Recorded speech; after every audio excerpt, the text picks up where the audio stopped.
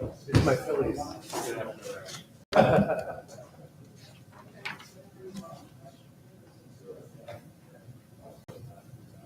All right, we'll call the meeting to order. This meeting is being held in accordance with the sunshine laws of the state of New Jersey, Chapter 145, by mayor and council and the planning board for official notices. Notice of the meeting was posted on the Borough Bulletin Board and the website for that purpose. Roll call, Suzanne, attendance? Ms. Bonacorsi. Mr. Madden. Here. Mr. Dukakis. Here. Chairman Hanson. Here. Councilwoman Herron. Mr. Famular. Here. Mr. Shannon. Mr. Schmidt. Here. And Mr. Phillips. We have a quorum. Flag salute. Everybody rise, please. I pledge allegiance to the flag of the United States of America and to the republic for which it stands, one nation, under God, indivisible, with liberty and justice for all. All right, we've got some quick administrative business before we get to our new cases this evening. First is approval of the September 19th, 2024 minutes. Has everybody had a chance to review the minutes? Any questions, comments? If so, hearing none, entertain a motion to approve the minutes. So moved. All in favor? Any opposed? Any abstentions? Mr. Phillips and Mr. Shannon abstaining, and Mr. Officer Famular. They weren't here last month, I don't think. Okay. Case number, or resolutions, I'm sorry. First one is case number 24-9-1P. That's James and Victor Porcelli, 1017 Prospect Ridge Boulevard, Block 68, Lot 14. That was bulk variance relief for a one-story addition on a single-family dwelling. Has everybody that voted affirmatively had a chance to review the resolution? Any questions or comments on the resolution, revisions? Mr. Chairman, we've had it reviewed by everyone involved, and it is ready for vote. Thank you, sir. Would anybody like to make a motion to approve the resolution? I'll make a motion to approve the resolution. We have a second? I'll second. Any questions, comments? Roll call, Suzanne? Ms. Bonacorsi. Yes. Mr. Dukakis. Yes. Chairman Hanson. Yes. Councilwoman Herron. Yes. Mr. Madden. Yes. And Mr. Schmidt. Yes. The ayes have it. Case number 24-9-2P, Sarah Allen, that's 107 10th Avenue, Block 45, Lot 17. That was an addition and an enclosure on a garage for living space. I believe it was a D variance and C. Was there a C variance approval too? Yes. Okay. Has everybody that voted yes had a chance to review the resolution? Again, Mr. Chairman, everyone involved has had a chance to review the resolution. It's ready for review and approval if found. Seeing such, entertain a motion to approve. I'll make a motion to approve the resolution. We have a second? I'll second. Any questions or comments on the motion? Seeing none, roll call, Suzanne? Ms. Bonacorsi. Yes. Mr. Dukakis. Yes. Chairman Hanson. Yes. Mr. Madden. Yes. And Mr. Schmidt. Yes. The ayes have it. Next resolution is case number 24-9-3P, Antares Property Management LLC, 1500 Kings Highway, Block 30, Lot 1, and that was for a D variance for 3 uses within the property at 1500 Kings Highway. Mr. Chairman, one of the main uses was a ballet studio along with storage, and this resolution has been reviewed by all parties involved and is ready for board action. It looked like it had all the various conditions that we went over at last month's meeting, so unless anybody has any objection, I'll entertain a motion to approve the resolution.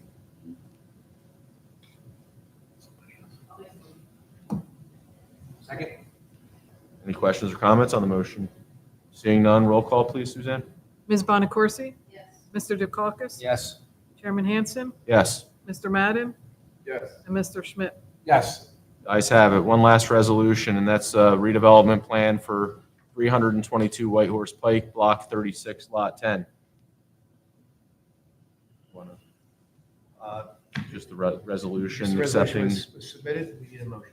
it was a resolution for consistency with the master plan determination, I believe.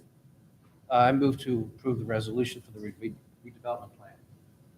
Anybody like to second I'll that? second. Any questions or comments on the motion? Seeing none, we'll entertain a roll call, Suzanne, I'm sorry. Ms. Bonaccorsi? Yes. Councilwoman Herron? Yes.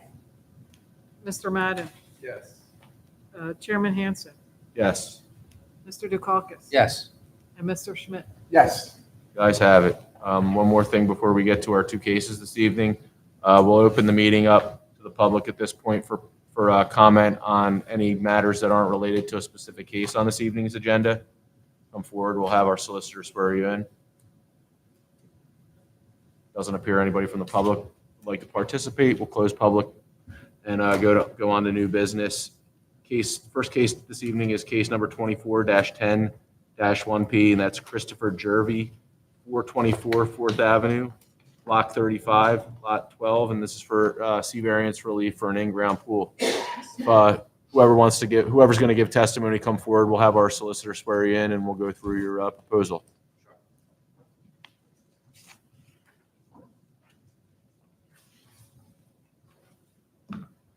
Just come over here, sit down, relax. Thanks. You're Christopher Jervy? I am. Mr. Jervy, please raise your right hand. We're also going to swear in our board professional, Stephen Bach.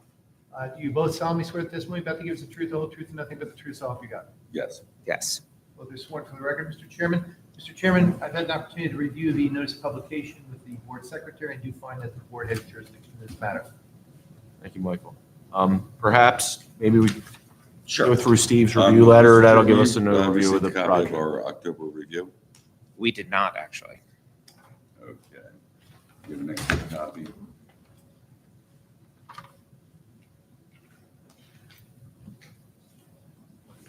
Thank you. Can we give Mr. Jervy a moment or two to read the letter? And I can sort of go through it. You want to give an overview of the project? So please. So the application is for an in-ground pool on 524 4th Avenue. Refer the board to our October review.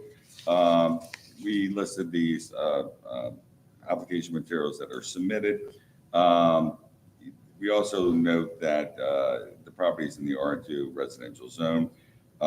There's two new variances created by this and one recognition of an existing variance. Mr. Jervy's application indicated both a request for relief for maximum lot coverage, 45.2% is proposed, where 30% is limited in the R2 district. Existing coverage is 27%. And then also it is noted there's an existing side yard nonconformity, which we would recognize in the resolution for the existing primary structure. Then also there's relief required for the pool apron.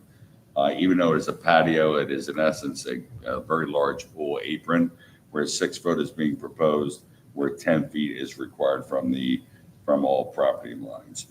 I would like to note that the applicant has already submitted mitigating drainage improvements. There's a stone trench and a infiltration to store area. the difference between So, the runoff created by his existing, the 30% allowable and his proposed 45.2%.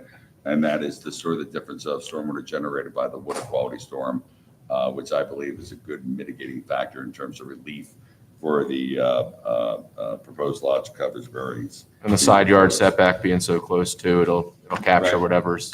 Right, and even though It's the outlined. pool apron is being proposed at 6 foot, if you look at the actual plan, it is part of a larger overall patio. So the edge of the pool is not immediately adjacent to that side yard, but the apron, because it is a surrounding apron, the patio is significantly. Yeah, pool greater looks than like it's 10 feet. 17 feet and Yeah. 16 feet.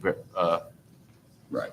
So I believe that's an appropriate consideration to be made in terms of granting that relief. In terms of, and this is maybe I can help Mr. Jarvie, Thanks. you had the opportunity to read any of these comments. Okay. These are typically done by the person preparing the plan. Right. Contours have to be shown on the plan. There's some calculation modifications for the decorative stone. So this is basically what you need to have it reapproved. For the compliance, Okay. yeah. So if you're successful this evening, and the board grants your approval Mhm. for these variances, Mhm. these are the conditions that would have to be done. Okay, Nothing in essence would change what is being proposed in terms of the footprint. right, Most of it has to do with maybe a little bit more stone in the trench, okay, a little deeper of the stone in the trench, not the top decorative stone, but a little deeper in the stone in the trench to get the volume calculated that's provided. okay, And then also some other notes to make sure when this grading plan is being built by the contractor, Mhm. that they cannot deviate from it. They can't raise the pool up, down, move it around, or Right, anything else right. like that. So in that essence, what the items are okay, in our letter. okay. Thank you for explaining that to me. Thank you. You're okay with complying with everything in the engineer's letter? They look like pretty, This looks Benign pretty standard comments. to Yeah. me. Yeah. Yes. it looks like a pretty nice design. You already considered the additional impervious surface, which we like. Yeah. Um, The company we're using seems like we're very comfortable with them. They seem to really know what they're doing. They said they've done many in Haddon Heights before, so. Okay. Which pool company? Swimmore? They're. Yeah, they're local. They've been here They've been since here many, many times. long time. Different engineering company, but they following the same sort of standards. So Okay. with that, I have nothing more to offer to the board. Any questions? So very quickly, Mr. Jerby, you're looking to keep the apron. One of the reasons you need a variance is that you're extending back the patio, as Mr. Bach said, correct? Yes, So you want to keep the same design and keep it in line with the existing patio that is there. correct. Just sort of that long railroad kind of style. Right. And you have I shouldn't say exceptionally narrow, but a more narrow property than the properties that are allowed to be zoned out there. So you already have the pre-existing situation there. And of course, the lot coverage, again, you're looking to extend back a designed patio to include the pool. And that's why the design is the way it is. Okay, yes, And also, you're, again, going to comply with the October 11th letter by Bach Associates. correct. Review that. Survey, so- And of course, you have provided stormwater, a stormwater design that will assist in the lot coverage. Correct. Yes. Steve, are you okay with the pool equipment location?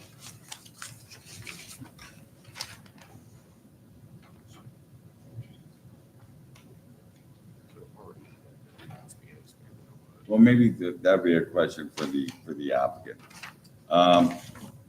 How close is your neighbor? This is where the proposed pool equipment is going. How close is your Their home. neighboring? Is it right here? It would be right, pretty much here. Right. Yes. There are no, in the rear, Their of the- house is much further. This is a driveway. how, It's a double driveway here.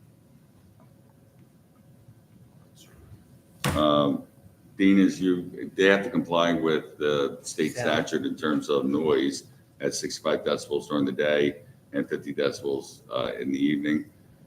I really don't have a concern. What about putting like a solid PVC fence around it, just to maybe shield a little bit of the noise? That help? Where your existing fence material is made of, Wood. and it's a solid wood fence, It's a solid wood fence, Yeah. and then there's tree lining here as well.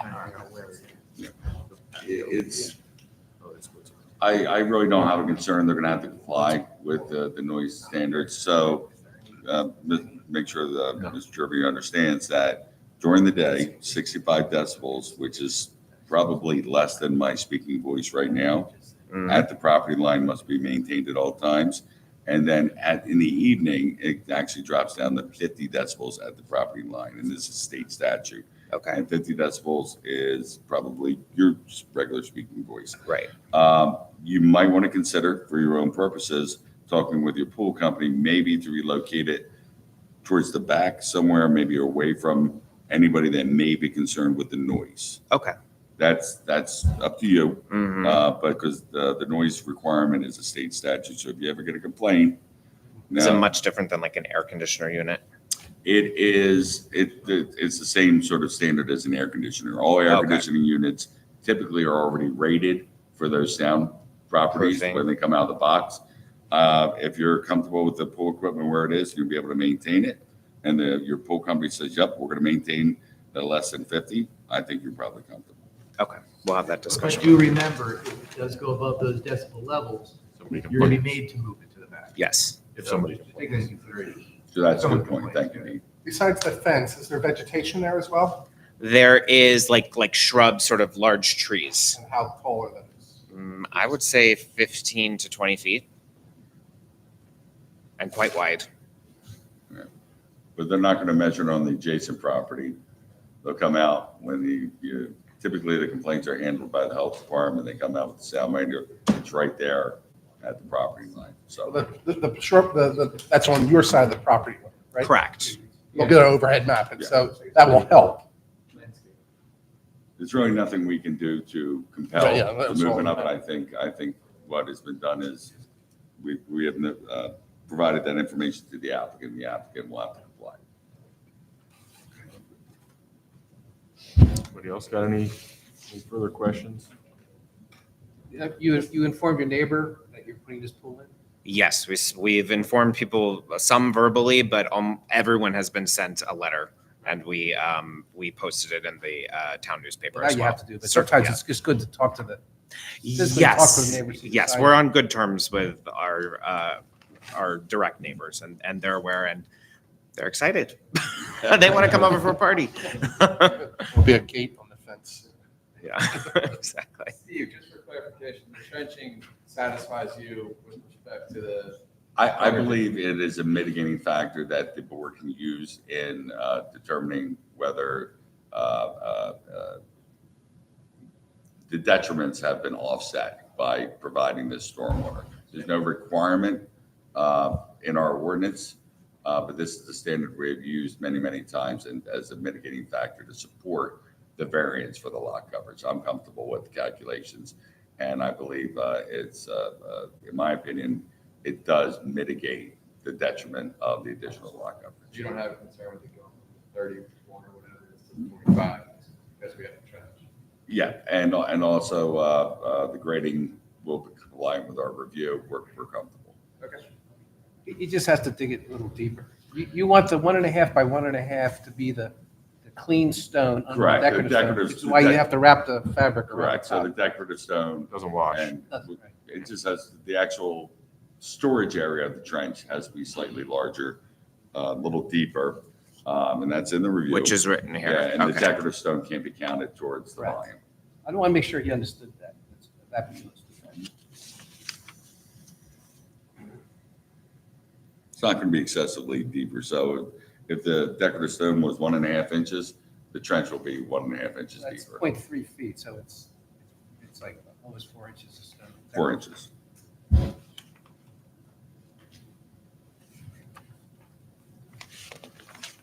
Your pool company will have to comply. Yes, we're talking about number 4. The decorative stone shall not be included in the storage calculations. Yes. Okay, yes. I'll look at the detail. Yeah, 0.3 feet, the decorative stone. So it's going to be 0.3 feet, 4 inches deeper in terms of the 3/4 inch, the 1.5 inch clean stone. Mhm. Instead of being 1.2 feet deep in this portion, that'll be 1.5 feet deep.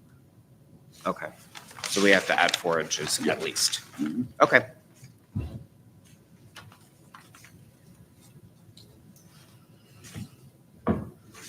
Anyone else got any questions or comments? Seeing none, we'll open the hearing up to the public. If anybody wants to speak on this application, come up, we'll have you sworn in. Seeing none, we'll close public, bring it back for a potential motion. Mike, you want to cover the motion? Yes. Or the relief sought, I'm sorry. No problem. Okay, again, this is an application to construct a in-ground pool in the backyard. It extends decking off the patio. So we're looking for both variances, of course. The existing minimum lot size is required to be 12,000 feet. Here we have 10,000. Again, that's an existing condition. Maximum lot coverage, the required amount is 30. The existing is 27. With the pool, he takes it up to 45.2. Again, that is a required bulk variance. Also, there is a side yard, bulk variance is required. 10 feet is the requirement, and we're taking it down to 6 feet because of the pool decking that's extending to the patio. Again, the patio already has the existing situation, he's just running the line back. Again, the arguments were that, again, this is a narrow lot to begin with, but under C2, it does fit in with the idea of what zoning would want to require for the area. And he's also arguing that he is providing adequate stormwater collection system to take care of the maximum lot coverage issues with regard to stormwater. And the application is ready for action and discussion. Anybody like to make a motion to accept or deny the application? I'll make a motion to approve the application for the bulk variance grading use subject to Mr. Bach's, terms of Mr. Bach's letter. Anybody want a second? I'll second. Any discussion on the motion, questions, comments? Seeing none, Ms. Ritter will have a roll call, please. Mr. Madden, Yes. Ms. Bonaccorsi, Yes. Mr. Dukakis, Yes. Chairman Hansen, Yes. Mr. Shannon, Yes. Councilwoman Herron, Yes. Mr. Famularo, Yes. Mr. Schmidt, Yes. and Mr. Phillips. The ayes have it, you're approved. Good luck. So we'll give the same spiel that we give to everybody Okay. for these residential variances.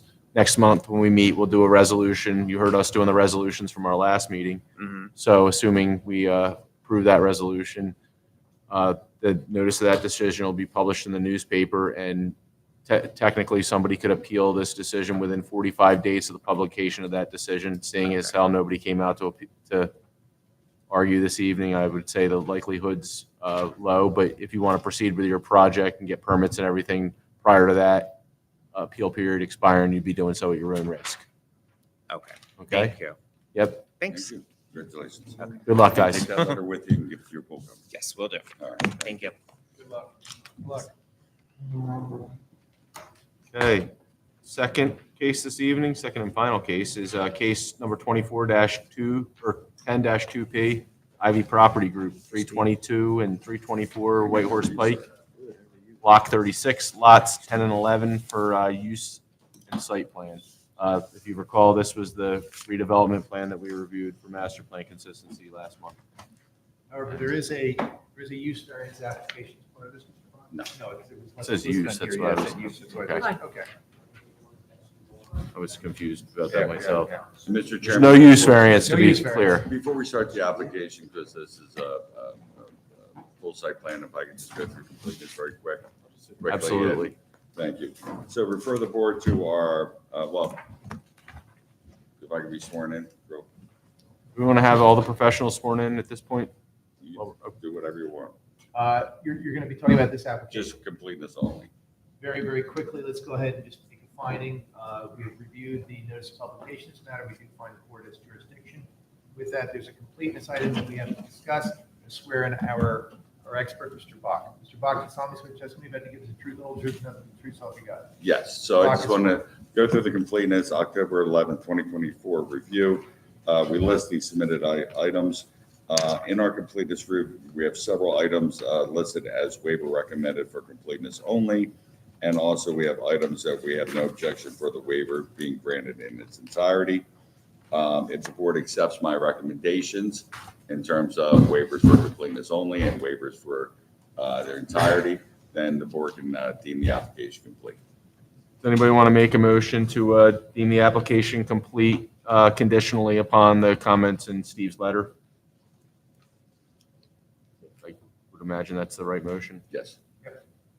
I'll make a motion to deem the application complete, subject to the provisions set forth in Mr. Bach's letter. Anybody want to second that? Roll call, Suzanne? Ms. Bonaccorsi, Yes. Mr. Madden, Yes.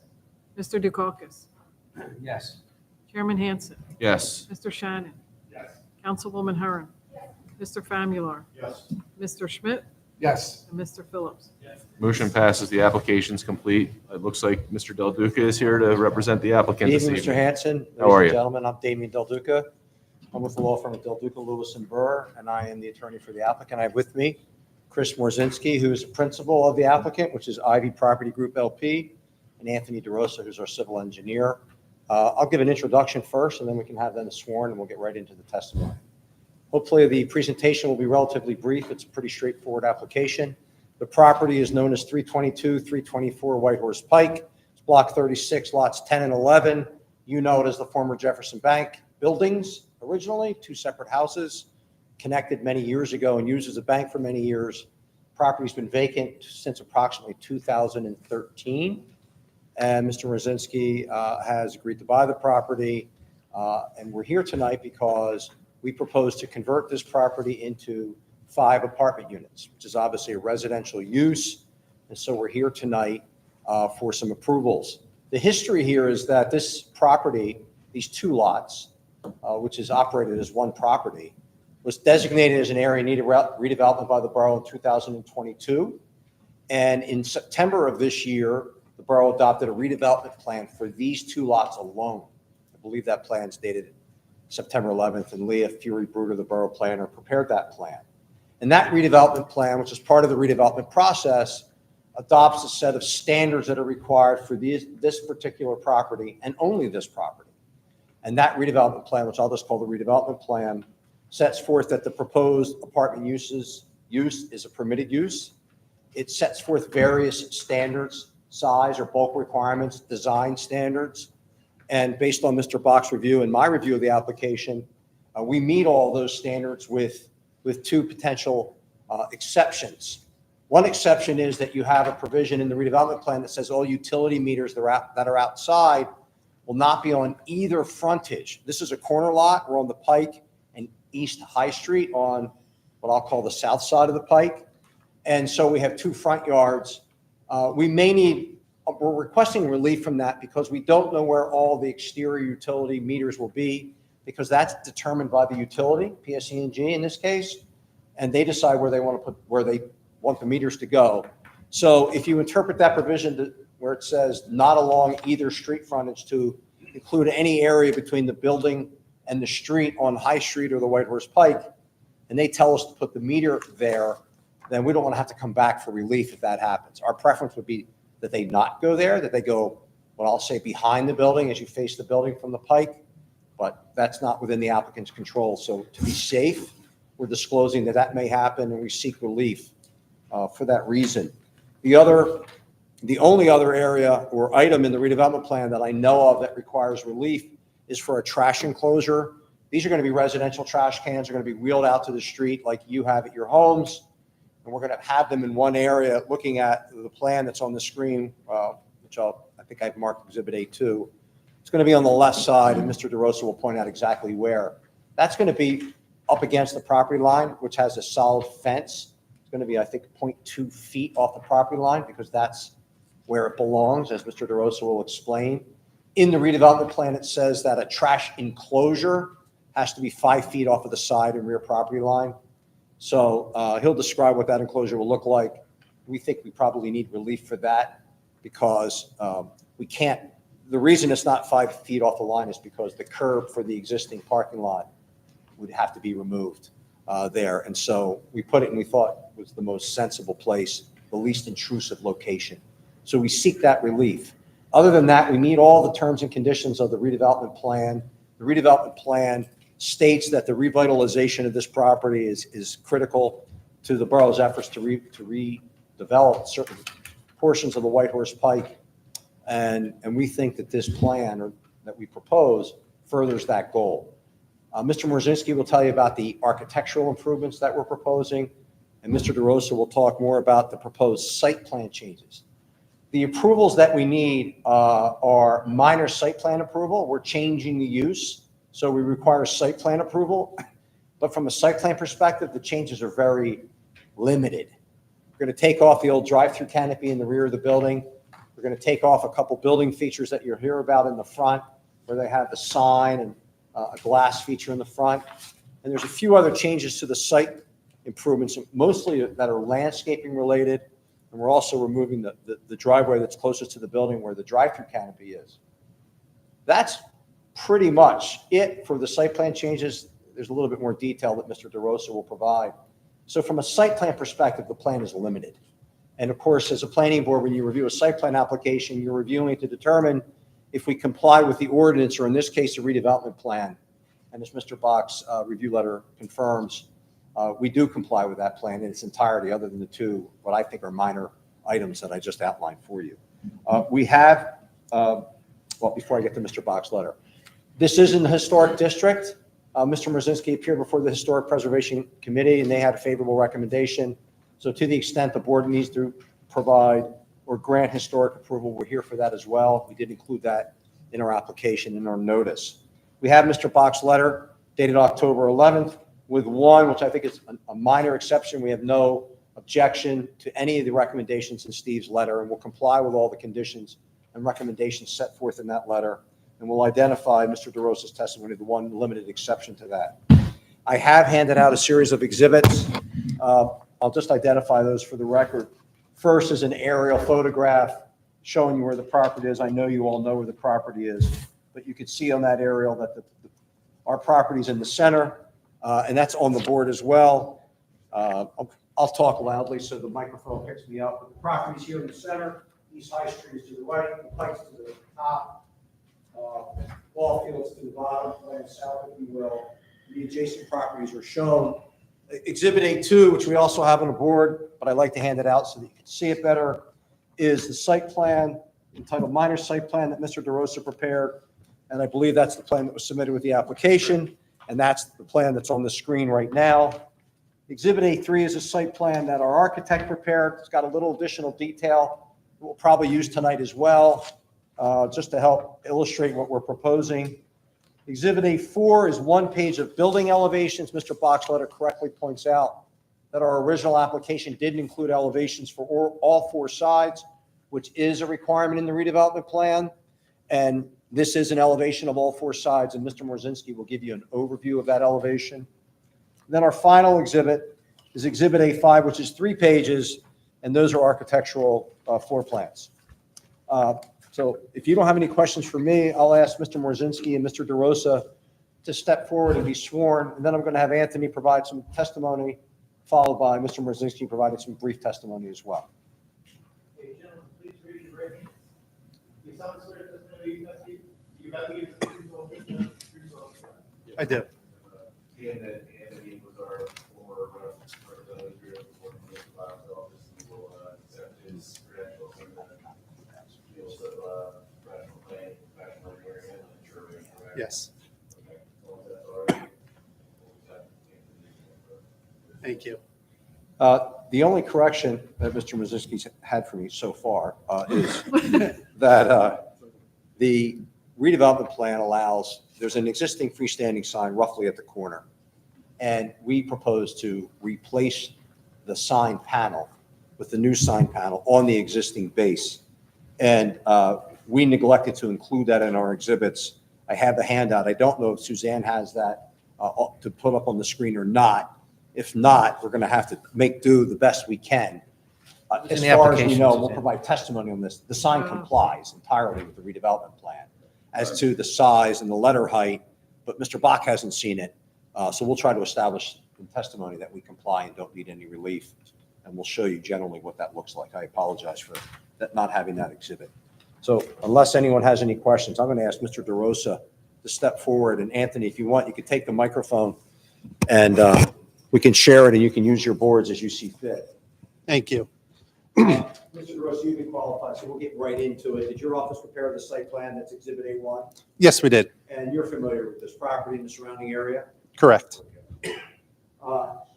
Let's start by you just giving a brief review of the proposed changes to the site. Okay. I just want to take one quick step back. Damien did a great job identifying the property, took up half of my testimony, so I'll make this quick. One thing I do want to point out, because it'll come up later in some of the testimony, is this existing building has frontage on the White Horse Pike. All of the access is on East High Street. There's currently 3 access points. There's a driveway, which would be more towards the north if you were to exit the drive, what used to be the drive-through tellers. There's a wider driveway, which would lead to the existing parking area. And then at the furthest south point of the lot, there's a third entrance which would loop you all the way around to where that drive-through area used to be. So with that said, that's the one piece of the existing part that we did not mention. Now, as far as what we propose to do, first and foremost, we're going to remove the carport drive-through area.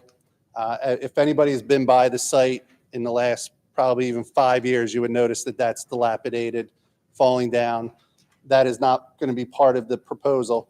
In addition, there's a series of columns in the front of the building. Those will be removed to allow better view of the building, the roof, and take away really an unnecessary, I believe it probably held the sign of the existing or the previous bank. So that'll be removed. As well as there's a lot of overgrowth and vegetation. It's very hard to see even unless you walk the site, but there are sidewalks that come from the entrances, from the porches, and they traverse around the entire property. They're overgrown with a lot of vegetation. That'll all be removed. So the aspects of this site plan are removing some vegetation that is overgrown, not necessary, a couple minor building modifications, and then one of the other major portions would be closing this entrance where that old drive-through was. This entrance will be closed off. The concrete apron will be removed. A majority of this asphalt area will be ripped up and replanted as grass and some landscaping to really utilize the two lower entrances, because for this application, 3 entrances is just not necessary, and it would also help bring down some impervious surface area.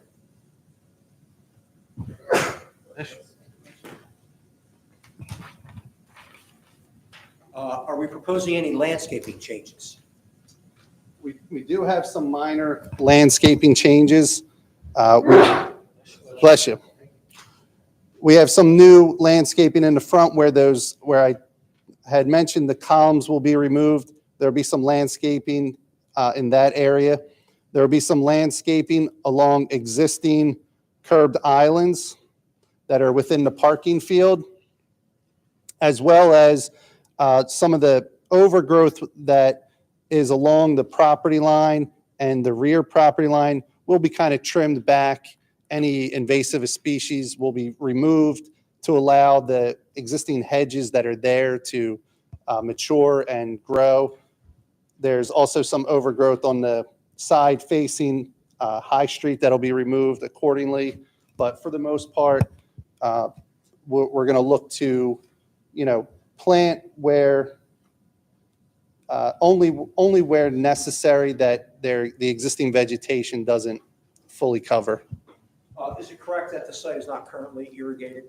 That is correct. And we don't propose to change that, correct? We do not. Now, Mr. Bach made a comment about street trees. Can you show the board generally, and Mr. Bach, where we propose to add street trees along High Street, please? Yes. Because street trees generally are in the grass strip that go between the concrete walk and the concrete curb, we are proposing actually to put them behind the curb. I'm sorry, I misspoke, behind the sidewalk. The reason being is there's electrical wires and utility poles that are in that grass strip.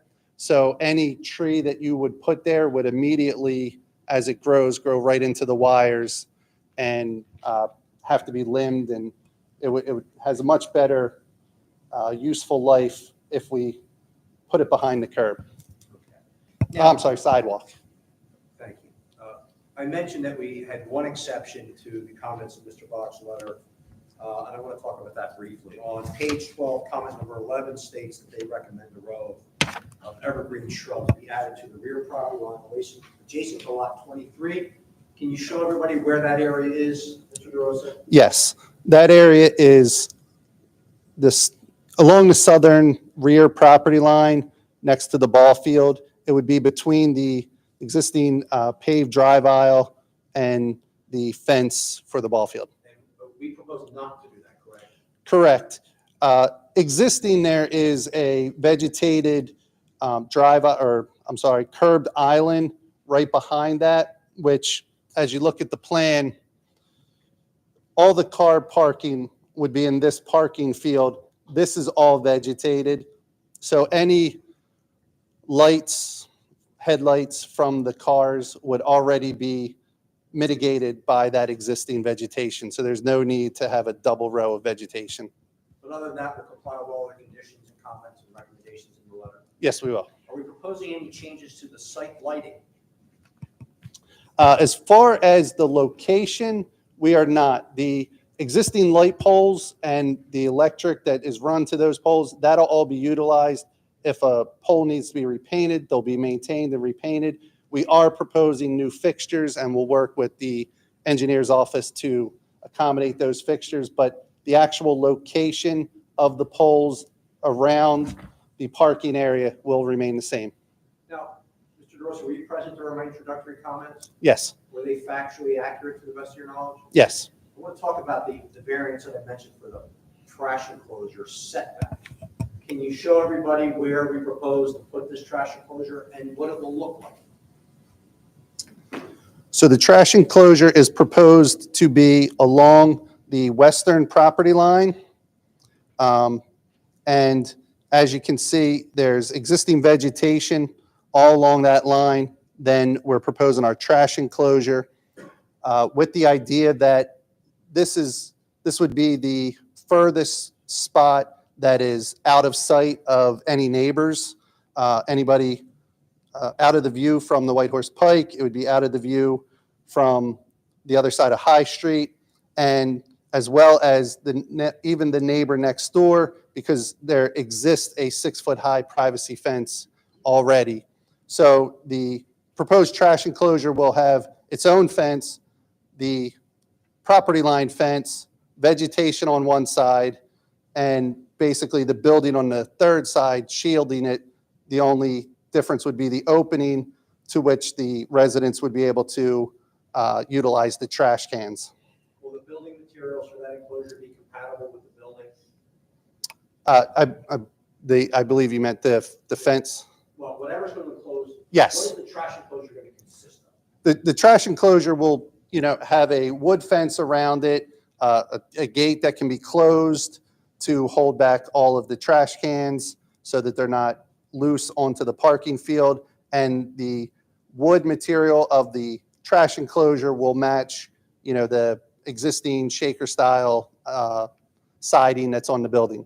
Is it correct that, what's the proposed setback for that trash enclosure? The proposed setback is right up against the existing wooden privacy fence, which is about 0.2 feet. And why isn't it 5 feet as required under the redevelopment plan? If we were to push it out to 5 feet, then it would go into this drive aisle here, which is not going to be utilized, but there is going to be a series of sidewalks along the back of the building. So that trash enclosure would go into the sidewalk area. So by pushing it back, it allows for better circulation around the building. Okay, I want to talk about the sign. Can you show everybody where the existing freestanding sign is on the site plan A1? It is in the corner where High Street intersects the White Horse Pike. And do you have anything by chance showing that sign? It is shown on the landscape plan, but I don't have a board of that. Okay, so can you describe the changes to the sign that are proposed? Sure. Existing right now is a square masonry stone foundation for a monument sign. What we're proposing to do is put a sign within that monument structure that would comply with all the ordinance regulations. So we seek no relief related to the sign? Correct. I asked you a quick question. Yeah, Did, that present the HBC? When you met with them? I think Mr. Morzinski would have to answer that. We did not, I did not. Okay. I just wanted to ask that. So, Yeah, when I did meet with them, though. You'll have to step to the microphone Oh. first. No, No, it's, That's okay. no, it's important. When we met, I didn't have the sign yet. And so they asked that when I did have it, I come back just to show them. That's correct. I have to go back with the final window schedule, and I would go back with that as well. This is I marked it A6. Is this the sign that you propose? Correct. Yep. I only have one copy, so I'm going to hand it around. I apologize for that. We'll do the best we can. And the, It was in our, Oh, you do? yeah, but the issue is, what's not really clear is that stone base is actually a stone wall, and there's plantings on either side of the sign. Is that- So if I may, to assist, don't need the microphone. The, on the last page of our letter, it's actually a picture of the existing stone platform. And it's my understanding, maybe you can just confirm, that the existing sign is internally illuminated. My understanding that the sign is Externally illuminated from the ground up. is the sign itself going to be replaced? yeah, so if you look at what Mr. Bach is talking about, the only thing that's going to remain is the base. That sign that's there today, the whole case is coming out. It's a backlit sign. The redevelopment agreement specifies there are no backlit signs. This will be what you are more typical of seeing along the pike. It'll be Which are- a new sign with no variance, no variance, no relief request. You're Correct. in line with our- When you say Correct. base, you just mean the stone. The stone, yes. Wall thing, yeah. That'll be, correct. Sign will go in the area with a light on each side. And they could plan or not plan as they see fit around. They could plan or not plan, correct? Yeah.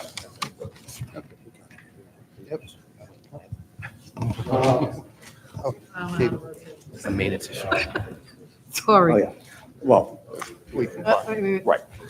that's all the questions I have for Mr. DeRosa. There may be a few follow-up. Mr. Bach, is there anything else you want us to Yes, cover? and if I may, so, the applicant did provide a response, but I don't know if the board got everybody, so I'm gonna listen to some testimony from Mr. DeRosa to try to see if I can get some clarifications. Sure. Mr. DeRosa, would you stand over there so I can see it, and microphone with you, instead of trying to figure out what we're doing. In terms of clarification, you already agreed to everything in there. If you can show the board the amount of drive aisle that's going to be removed. And just on the exhibit. Sure. So the drive aisle, the existing drive aisle, there's only this limitation on allowing two curb cuts on the road. They're taking away the curb cut. If you can see on the exhibit, maybe you can mark that exhibit that was. It is marked. It's A3. I believe it's part of the packet Damien gave out. So can you show where the existing drive aisle is going to be removed? Yes. So the aisle that's being removed is in this area. As you can see, this hatched area here would be the new planted grass. Once the apron gets removed, we would also plant a strip of grass and landscaping where the asphalt was. However, some of the asphalt will remain. this, can I correct you? Because Mr. Bach and I spoke about Oh. this, so sorry. That's fine. This will be removed in its entirety, the asphalt. And then Mr. Bach and I discussed putting back fresh concrete sidewalk that would allow, as Mr. DeRosa said earlier, access to the units on the ground floor. So there'll be a sidewalk, access into the unit, grass and landscaping in between, another access point, more grass. And then, as Mr. DeRosa said, this area would be grass, which is asphalt today, and then the apron So, would be. Mr. Brzezinski, in essence, the drive aisle for, I'm looking, I believe that's north, is that north? North is up, yes. So the northern drive aisle, Yes. the actual curb will be, fresh curb will remove, new curb, get rid of the concrete apron, and then you will come and take that drive aisle all the way to the center drive. That's right. Correct. You see here's, Exactly. here's new grass. Yes. Yep. As to the street trees, I have no objection to the street trees being placed on your property. Would you provide an easement for those street trees? Yes.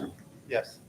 And then you'll go to the Shade Tree Commission, and you'll have to get their approval of that scenario where you're going to be planting the street trees in an easement behind the sidewalk.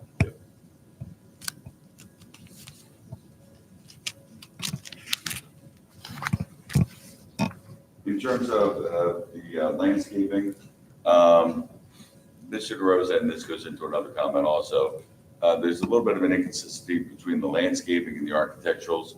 You are proposing a patio, a paper patio, where in essence the Jefferson Bank arch was, Yes, right?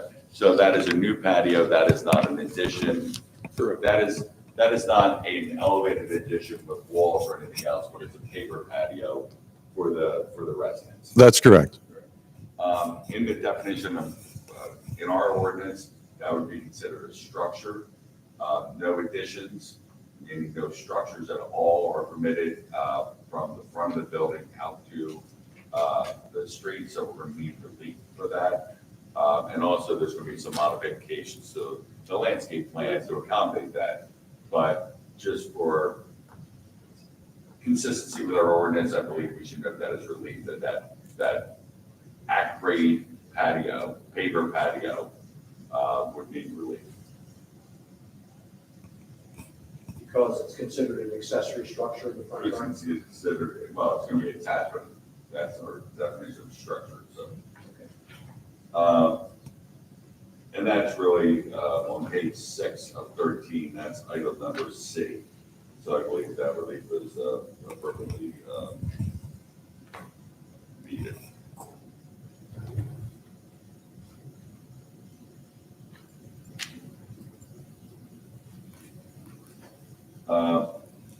Testimony, storage space required for all tenants will be provided. Yes, Wojcicki? yes, it'll be provided on either side in the basement, including bike storage. The architecture will be consistent with the redevelopment plan. Yes, The trash enclosure, is that, you indicated it was going to be a cedar shape, or it's going to be some sort of wood? It'll- wood closed, completely closed.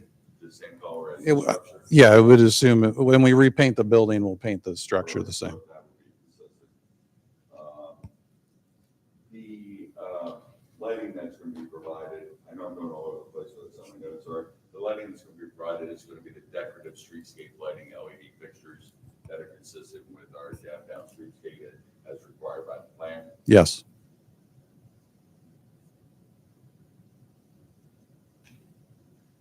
I'm sorry, those lights are in the parking lot, correct. and those, Steve, they go off at a certain time at night or not? We had no requirements for, we just have to require from dusk to dawn. I believe they would stay on in their entirety. They have existing acorn style lights that are depicted in the photos. Right. In our report, they're going to replace them with the same sort of LED streetscape lights that we have in our downtown. And I believe they would probably stay on from dusk till dawn because of the residential component here. It's not commercial where it should step down. The landscaping, the existing use at the area, our comment was that we wanted evergreen landscaping at the property line adjacent to the ball fields. If those use are not viable, once you trim them back, you'll see some of the photos there, but you will agree to have an evergreen at least 30 inches along the entirety of that existing planter at the end of the day. Yes, I believe that's their condition add, and if they can rehabilitate those existing U's and infill where necessary to make sure the perpendicular parking spaces, the headlight glare does not shine out towards the Atlantic Avenue. Okay? It would go through, because there's nothing there in the ball field, so all we're trying to do is trying to eliminate headlight glare for anybody that's traveling or anybody on the other side. I don't know how it's going to get to the other side. Please, anybody that's driving along Atlantic Avenue. And that's a zero requirement. I did not bring this up in my review because I assumed that I can't find any note of it. It appears that these properties are going to be consolidated based on what was provided. All right, you have two lots. I'm surprised they're not already. Yeah, Where does the lot line, perpendicular to White Horse Pike? No. no, Yeah. yes, Yes. it's going right through the structure. Yeah, no, we have. I just want to avoid having to do any cross easements or cross access or anything else. If there's no objection, then No in this way, it should do that instead of having to worry about cross parking, cross access and everything else. So, Consolidate and maybe go check.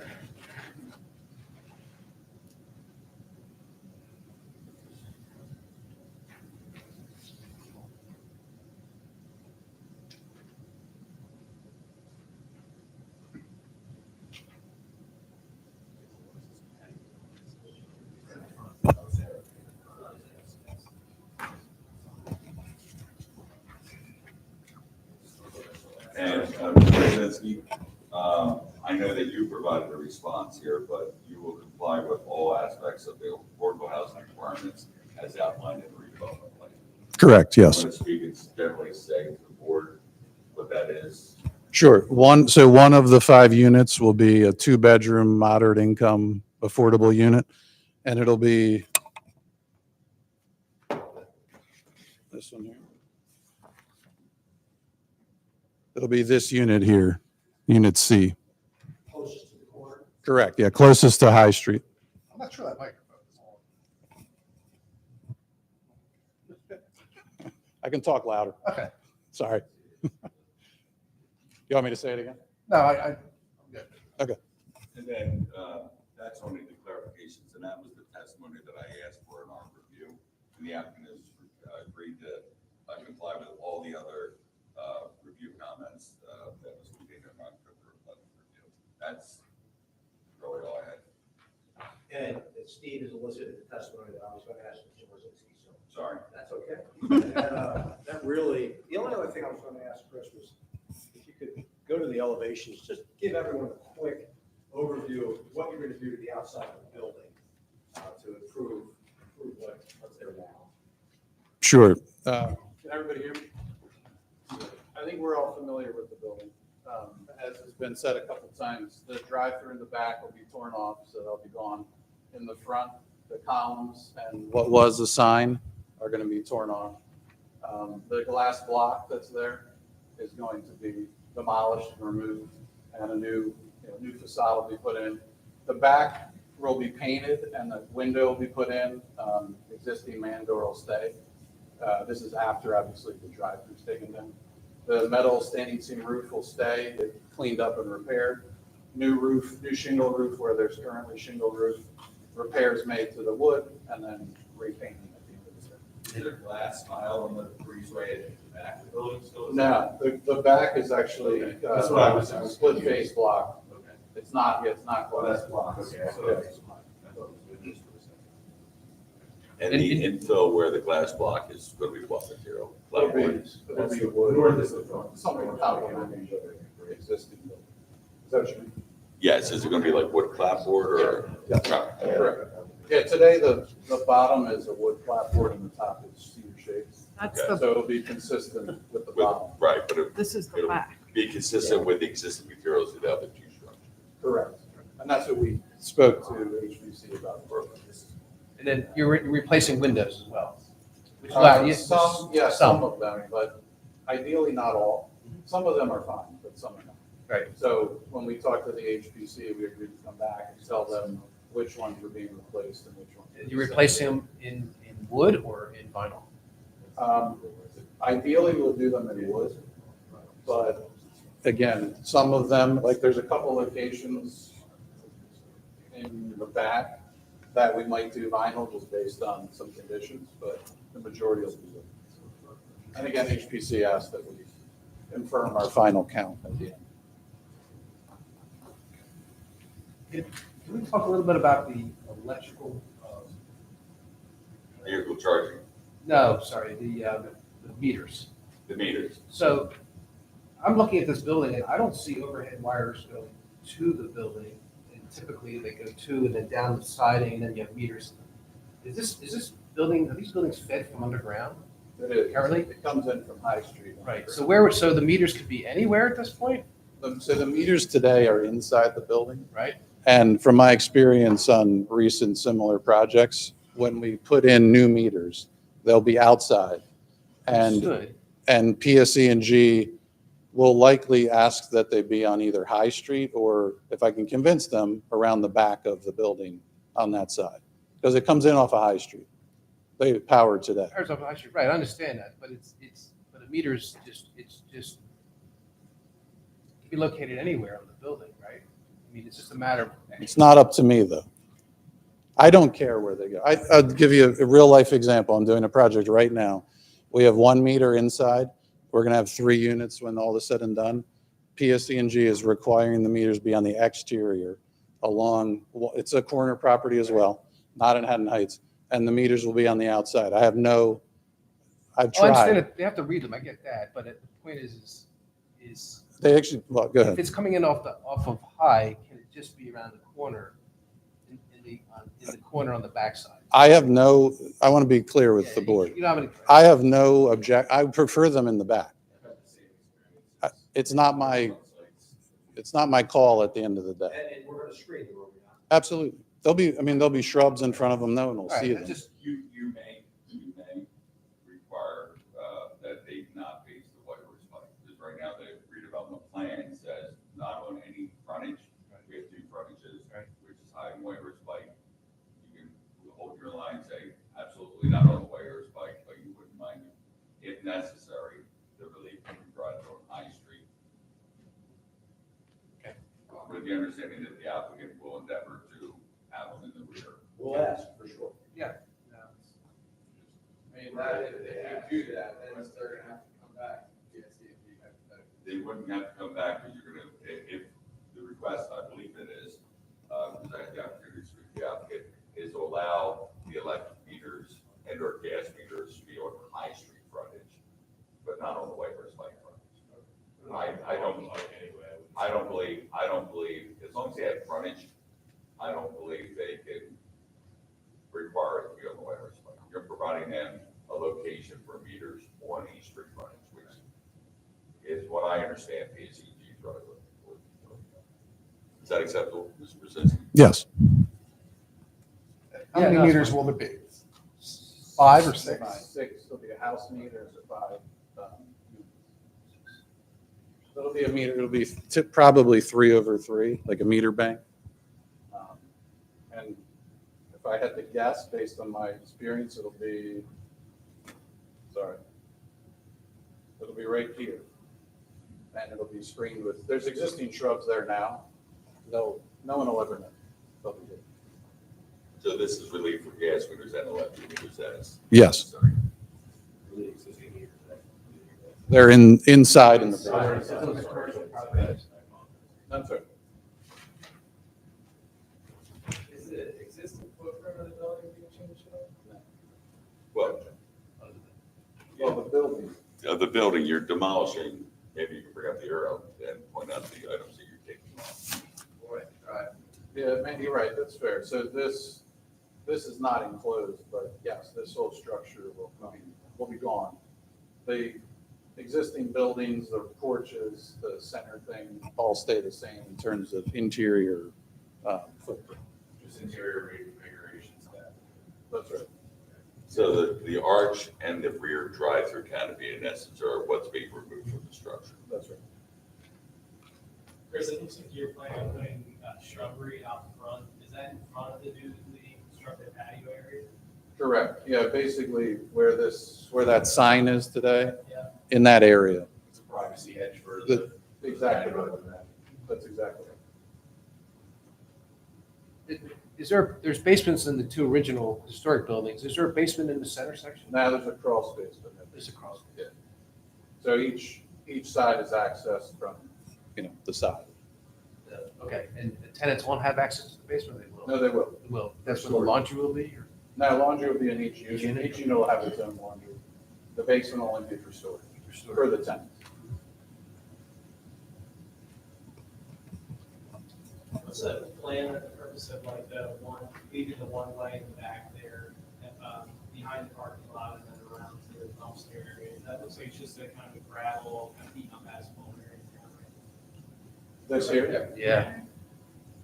I mean, so when we were working on the plan, we had, the redevelopment plan, we had a number of different conversations originally about keeping all of it open and agreed at the end of the day that there were only 2. And Mr. Bach actually asked for some additional, which we agreed to, which was, removing this.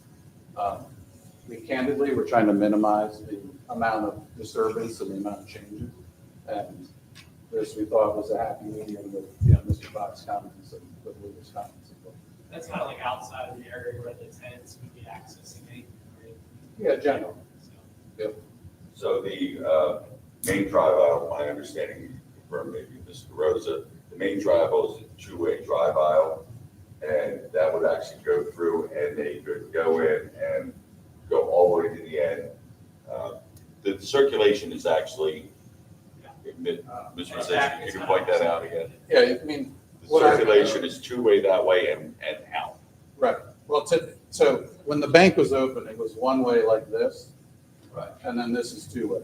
What I And then- plan to do is have it enter and then exit, Oh, just to make the flow. So that way it's not a dead-end drive aisle, so if there's not a parking spot, people aren't trying to back all the way up, they have an escape route. yeah. That makes sense. You're gonna repave the parking lot or not? We'll repair it and seal it and restripe it. Okay.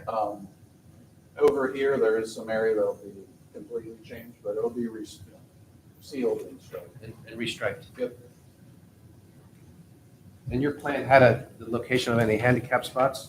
Yes, there's a spot right here.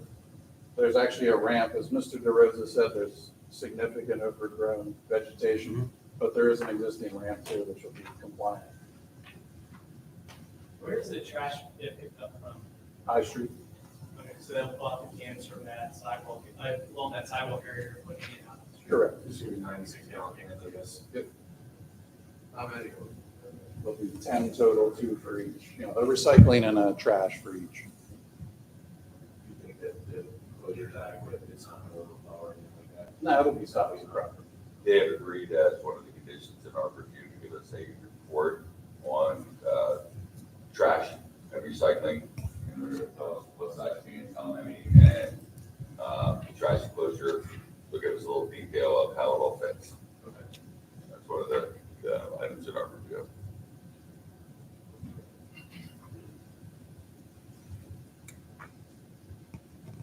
Anything else? Anyone? We'll open public comment at this point. I'm sorry, do you have anything further? Nothing further. Close the public. Anybody from the public who wants to comment on the application, who is not sworn in? Seeing none, close the public. You want to summarize anything, or- No, I don't have anything to summarize. Again, minor site plan with the relief that's been identified, together with whatever historic approval is required. We have no objection to the conditions stated here. I have some notes. If I hear anything different, I'll pipe up as you give the summary. Great. And if you, any of your notes, you can supply them to me as well. Sure. Okay, so, Mr. Chairman, we have a application for adaptive reuse in the redevelopment zone. Property is formerly a professional office, going to be a residential building. There are 5 apartment units, one being affordable for moderate income family. There are various that were agreed to. Of course, the October 11 letter was all agreed to. Your testimony from, I don't want to say the applicant's attorney, but he did a really nice presentation at the beginning, which was then confirmed by both the engineer and the applicant. Again, it's a former Jefferson Bank building. There is an issue with the meters to make sure that they are, if possible, and the utility companies are put in a position that they're not something that has to be seen from the street.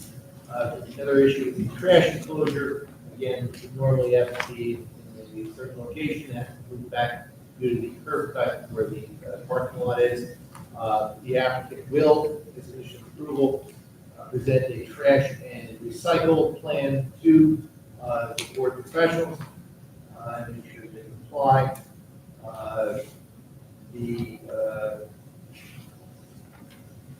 Comply with everything in the historic preservation, being report of, yeah. July 25th, 2024 was it. And then also the admin sign approval, it's not really anything, but it's not really, it's not really, Yep. And then, of course, landscaping in the back where the current landscaping, there's sort of landscaping buffer for the ball field. That has to be augmented and sure it's filled into the parking lot lights do not go on the ball field. Of course, there is a variance here for the front patio area that is a structure. So that doesn't need a relief there. Again, we heard about the sign. A6 is the new sign. We had one, I think, some of our packages. The sign would look like it again has to be submitted as well to the development committee. The HPC. HPC, that's right. Presentation. There is storage on the site for bikes, trash enclosure, affordable housing. And they're going to apply all the requirements in the block letter. Street trees are not to be planted on the wires, they've broken the wires, so they moved on the other side. And they'll provide an easement for the street trees. So They'll provide an easement for the street trees and seek approval from the Shade Tree Commission, who has to approve it. Because it's their jurisdiction, so. that's what I have. And Mr. Herbert, just all conditions in the Bach letter except for the evergreen, row of evergreens adjacent to the ball 6 and fields. 13, item C. There you go. The only other conditions that I noted that may not have been covered was we're going to paint the trash enclosure to match the building. Yep. We're going to consolidate the 2 tax lots. And the streetscape lighting, the lighting fixtures in the parking lot will be consistent with the prescribed fixtures. That's probably one of the comments in your letter, Steve, but if not, that would be a separate It's in the redevelopment plan and, That was all I had. That wasn't already covered. yes, I believe we have.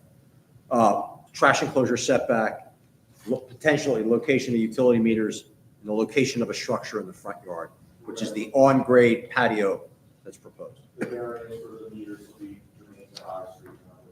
Correct.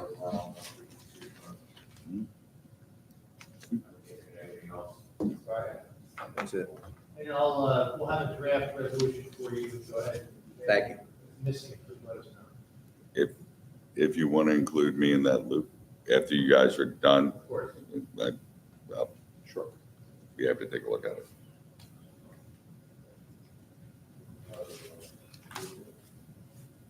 Anyone want to make a motion to approve with all the other various conditions that were just stated? Somebody try to decide on this. I'll make a motion to approve with all the conditions that were spelled out by Mr.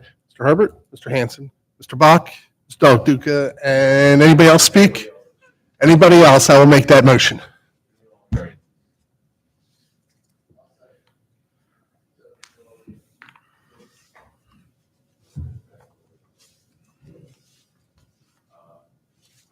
Questions or comments, discussion on the motion? Hearing none, entertain a roll call. Sure. Mr. Madden? Ms. Bonaccorsi? Mr. Dukakis? Yes. Chairman Hanson? Mr. Shannon? Councilwoman Herron? Mr. Famularo? Yes. Mr. Schmidt? Yes. And Mr. Phillips? Great. Thanks, everybody. We appreciate it. Thank you. Thank you. Thanks, everybody. Good. Thanks, Steve. Yeah, it's- Good seeing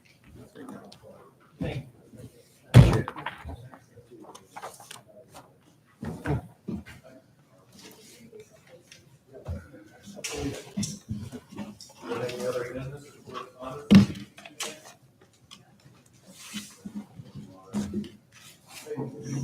Not bad.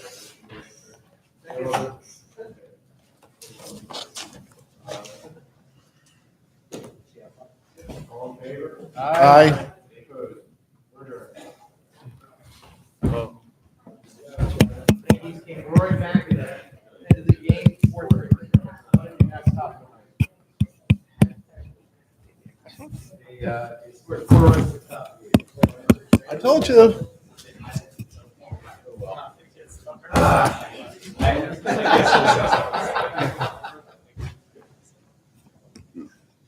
The light's nice and green, isn't it? Yeah, but I don't think this is actually water. I'll bet it does. It's green, but I don't think it's actually going through it. Yeah. It's showing that it's on, but it's actually not connected.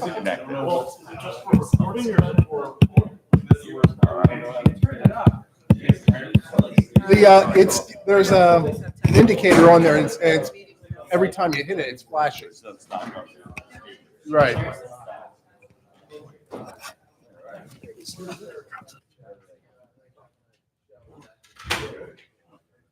Yeah.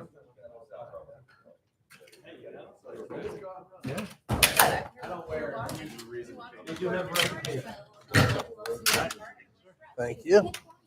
Yeah.